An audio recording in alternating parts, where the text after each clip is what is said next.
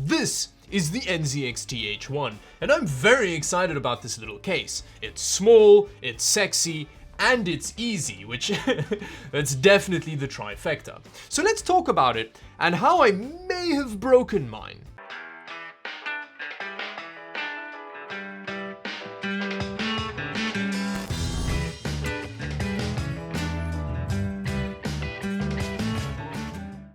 For anybody that's watched any Optimum Tech video, you'll know that small, sexy cases aren't really anything new. But there are a couple of things which the NZXT H1 does differently to the Dan cases and the Logs of this world.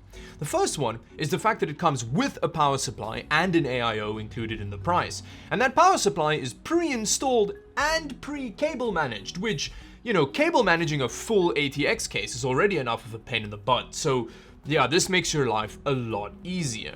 And the inclusion of 140mm AIO means that you don't have to do a bunch of research trying to figure out what'll fit and what won't, and that's also pre-installed. Now, I did run into a bit of a problem with mine, but we'll get into that a bit later. Now, I keep saying that the NZXT H1 is really easy to build in, so let me just quickly run you through the process. All you have to do is you pop these two side panels off and then lift this outer sleeve off. Then you undo two screws to lift up the little AIO caddy, and then you slide in your motherboard, screw it down with the RAM and the CPU installed. You plug all of the little front IO and stuff in, you mount the actual AIO block to the CPU, you fold it back down, screw it closed, plug your graphics card in, and then pop all of the panels back on.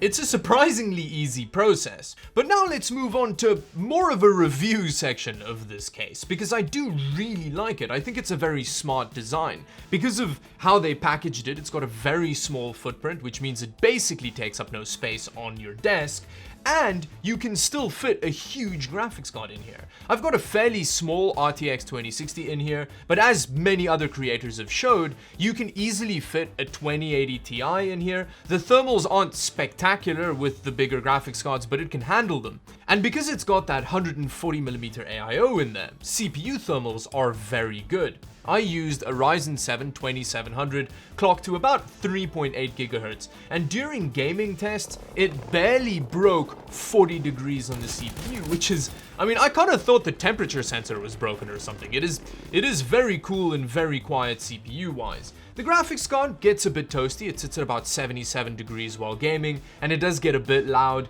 And then, on a completely unrelated note, the power button on this case is just unbelievably satisfying. Just have a listen.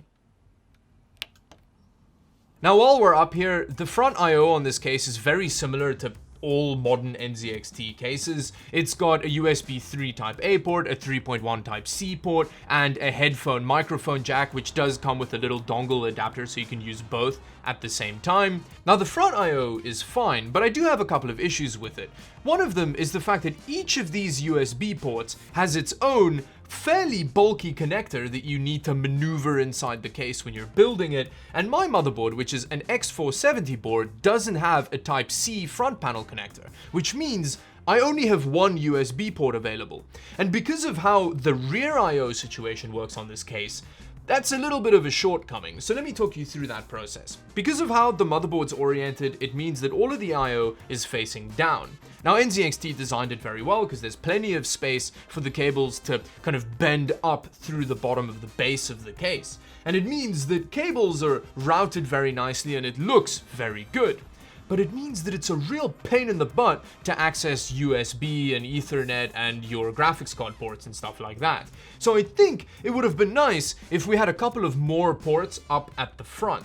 Although this is very easily solved with just adding a USB hub, so it's not really that big an issue. When it comes to the overall fit and finish of the case, it is very nicely made. It's very similar to other NZXT cases, so it looks minimalist and beautiful. It's got this really nice textured paint on it, and all of the panels have this nice kind of seal to it, so when you put the panels on, they very satisfyingly kind of suck into the case.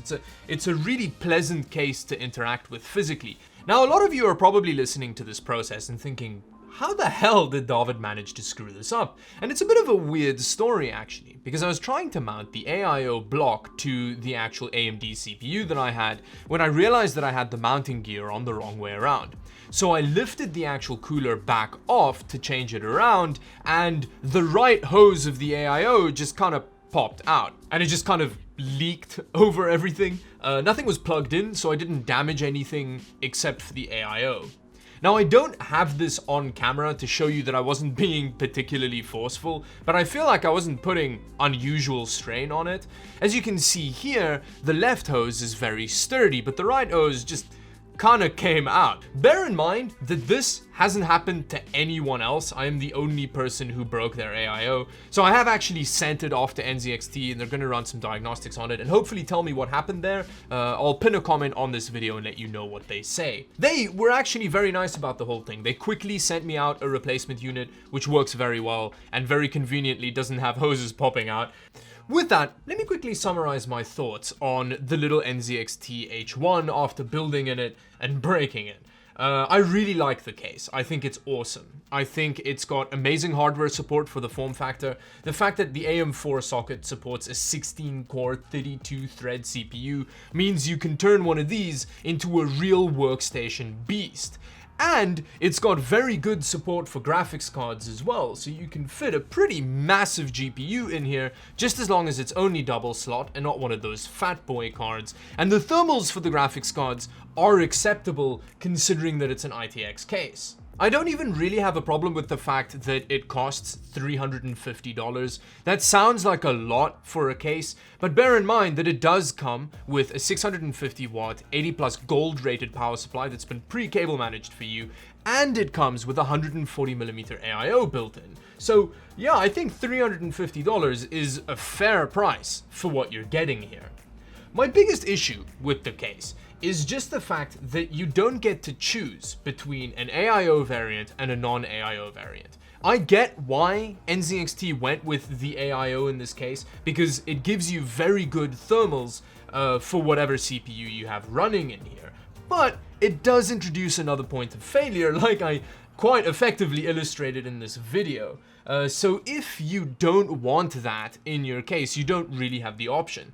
So let me know if you want me to do a video where I remove the AIO and use a low profile air cooler in here and see how much of a difference in temperatures that makes. I think that could be pretty interesting. But yeah, I think if you're in the market for a mini ITX case, this is a very good option. So let me know in the comment section below what you think of the H1. Like and subscribe to the channel if you haven't already. I posted a video on Saturday that has a giveaway in it, so you can go check that out if you're interested. Check out my gaming channel and all of my social media that I'll have linked in the description below. And until the next video, bye-bye.